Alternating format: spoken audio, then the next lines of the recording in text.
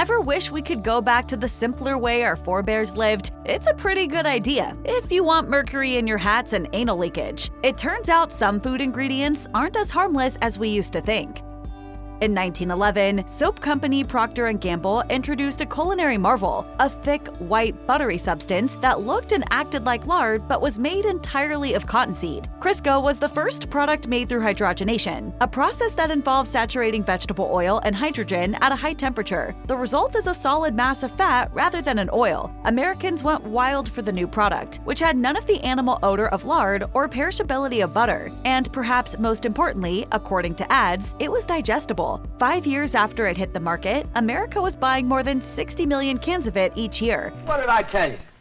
With Crisco, it's a cinch. Though released a few decades prior, margarine began to soar in popularity too. Originally made with beef tallow, the butter substitute was eventually made with hydrogenated vegetable oil as well. Its profile soared alongside Crisco's. By 1958, it was more popular than butter, and in 1976, Americans were eating about 12 pounds of it per capita each year. Then, in the 1990s, everything changed. Unfortunately for fans of these alternative fat products, hydrogenated oil is the manufactured version of a trans fat, which doctors eventually identified as the worst type of fat. Heart disease, diabetes, and colon cancer are just a few of the risks it poses. Even though Crisco eliminated trans fat from its formula in 2007, and many similar brands have opted to use the word spread instead of margarine, neither product is as popular as it once was. If the word Olestra or its brand name Olean mean anything to you, chances are you came of age before the 1990s. And if you haven't heard of it, it's probably because its reign on American food labels was extremely short. Created by Procter & Gamble, Olestra is a synthetic fat molecule that's too large to be absorbed by the intestine, boasting a miraculous 0 grams of fat and not a single calorie. It takes the junk out of junk food. After 25 years and over $200 million of development, it was approved by the FDA in the mid-90s and became the hero ingredient of the low-calorie, low-fat craze sweeping the nation. Olestra Pringles debuted in 1996, followed by Lay's Wow Chips in 1998. Consumers went wild, buying more than 100 million bags of the salty snacks within 6 months. But the love affair fizzled quickly, with sales of Procter & Gamble's products falling steeply within only 7 months of their release. The problem boiled down to one pesky little disclaimer on Olean products. Olestra may cause abdominal cramping and loose stools. Be careful of those fat-free chips. They cause anal leakage. You cause anal leakage. Says so on the bag. For the lucky ones, cramping and gas were the only symptoms, but others were afflicted with days of explosive diarrhea and fecal incontinence. I need to be alone for a moment. Not surprisingly, Olestra became a pariah, and although the FDA has never banned it, it's much harder to find on food labels than it was in the 90s. People have been enhancing the color of foods with natural dyes such as turmeric and beet juice for millennia, but it wasn't until the late 1800s that synthetic dyes entered the scene. The invention changed the food industry, ushering in an era of products that tempted consumers as much for their color as their taste. Until Congress passed the United States Food and Drugs Act in 1906, it was a largely unregulated industry, with some dyes featuring toxic ingredients like arsenic, lead, and mercury. Despite the law banning poisonous dyes, one product slid under the radar for nearly a century. Red dye number 2 was created in the 1870s using a byproduct of coal, and was one of the most common food colorings throughout much of the 20th century. Found in soft drinks, candy, sausages, dairy products, and baked goods, to name a few, it was present in about $10 billion worth of foods by the mid-70s. I haven't seen this much artificial color since Ted Turner got his hands on Casablanca. Despite its prevalence, red dye number 2 was the subject of hot debate for decades, with some scientists arguing that it posed health risks. Although it was shown to give rats cancer when consumed in large doses, other scientists believed it was one of the safest food colorings on the market. In 1976, after facing increasing pressure, the FDA banned the dye. It became such a hot-button issue that Mars Inc. briefly stopped making red M&Ms, even though it had never used red dye number 2 to color them. From high-fructose corn syrup to monk fruit extract, it seems like there's a new sweetener bursting onto the market every few years. Some of them have staying power, others have a bumpier track record. Saccharin, also known under one of its trade names like Sweet and Low and Nectasweet, is one of the latter. Discovered way back in the 1870s, it's 300 times sweeter than table sugar and has 0 calories. It became a popular ingredient during the First and Second World Wars, when sugar was in short supply, and exploded in popularity in the 1960s as artificial sweeteners became popular among dieters. By the late 70s, an estimated 44 million Americans used saccharin every day. Around the same time, government regulations on food processing became stricter, and saccharin was caught in a lengthy public battle. It was briefly banned in 1977 due to findings that high doses caused cancer in rats, but these results were deemed irrelevant to humans in another study in 2000. These days, the FDA asserts that saccharin is safe to use, but many brands have replaced it in their formulas with more natural-tasting aspartame, and it seems unlikely that it'll ever regain the status it held in the 70s.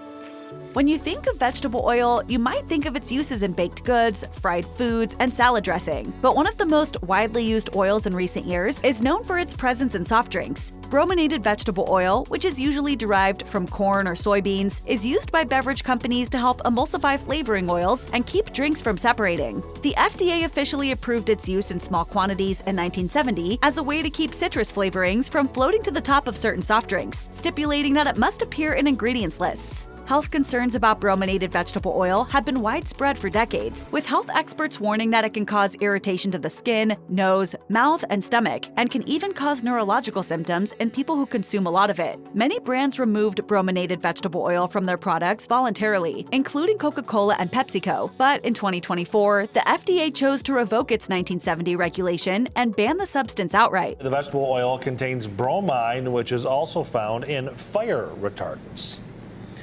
Yikes. We've all heard the advice, if you can't pronounce an ingredient, don't eat it. A lot of the time that's a load of crap, but it might apply to azodicarbonamide. In food, azodicarbonamide is used as a food coloring, a flour improver, and a bleaching agent, especially in bread products. It's also, as many critics have pointed out, used as a foaming agent in rubber products. It's found in both shoe rubber and yoga mats, and soon it will be missing from the bread. Food manufacturers love azodicarbonamide because it helps proteins bond and form gluten, thereby making it easier to use cheaper flour that would otherwise struggle to form the right elasticity. Some of the first research on the chemical was published in 1959, and by 1962, it had been widely adopted by bread makers. In 2014, it was being used in hundreds of products, including Pillsbury dinner rolls, Little Debbie cakes and pastries, and Wonder Bread. Now, just because the same ingredient is used in both food and industrial applications doesn't intrinsically make it a bad thing. Just as an example, ascorbic acid, aka vitamin C, is also used as a catalyst in some forms of plastic manufacturing. That doesn't automatically turn your vitamin C supplements into garbage bag pills. Either way, there's still disagreement among scientists over whether azodicarbonamide poses a health risk when ingested in bread. In its raw form, azodicarbonamide is not believed to be toxic. However, some health experts, including the independent consumer advocacy organization, the Center for Science in the Public Interest, argue that it poses a cancer risk when heated, such as when it's baked in bread. And due to the buzz of calling it the yoga mat chemical, public pressure to remove the product mounted. The FDA maintains that it's safe, but many brands, including Subway and Nature's Own, have phased it out. Some controversial ingredients receive a disproportionate amount of criticism. Cyclamate is another story. The sugar alternative has been around since 1937, when a graduate student at the University of Illinois was taking a smoke break while working on a fever drug and tasted something sweet on his hands. It was about 50 times sweeter than sugar, calorie-free, and cheap to produce. In the 1950s and 60s, when diet sodas were becoming all the rage, products including Tab and Diet Pepsi used the sweetener, and it was the main ingredient in the early formulas of Sweet and Low. Many products paired it with saccharin, which has a slightly metallic flavor on its own. The love affair ended in 1970 when Cyclamate was banned in the US due to studies showing that it caused bladder cancer in animals. The announcement about artificial sweeteners adds cyclamate to tobacco, alcohol, and a list of other things that aren't good for you.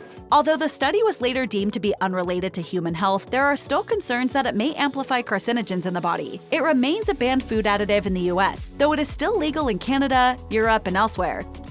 Around the time scientists were discovering synthetic food dyes, another branch of the profession was uncovering artificial flavors. As early as the 1850s, scientists had managed to chemically recreate various fruit flavors, and by the end of the century, artificial flavors were found in candies, beverages, and foods sold around the world. With the rise in processed foods in the mid-20th century, artificial flavors abounded. And 2% butterscotch ripple. That's 105%. Any good? Even as other food additives fell afoul of increasing scientific study and public health concerns, artificial flavors escaped largely unscathed. The FDA even exempted them from the testing standards imposed on most other ingredients since such small quantities of the flavorings were required. But the tide began to turn as low-fat and low-calorie crazes evolved into increased consumer demand for natural ingredients. The difference between natural and artificial flavors is not a simple binary, nor are the health implications, but brands like General Mills have moved to phase out the latter category in favor of the former. A further blow arrived in 2018 when the FDA, facing a lawsuit from various environmental and consumer groups, banned 7 artificial flavorings after they were found to cause cancer in lab animals. The agency stressed that it was delisting the ingredients in accordance with the 1938 law requiring additives to be banned if they are found to cause cancer in animals or humans. Still, it argued that extensive testing had shown they were not harmful to human health.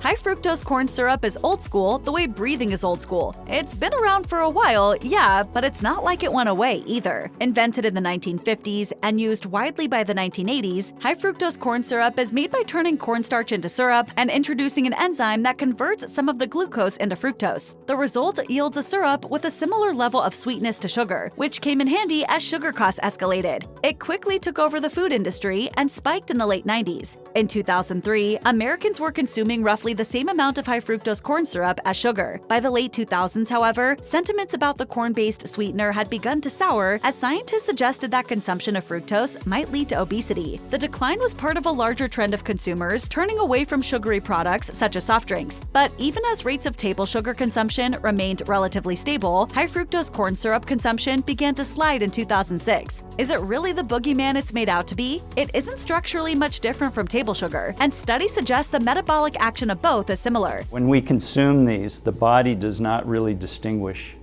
what the source is. At the moment, the FDA recognizes it as generally safe for consumption.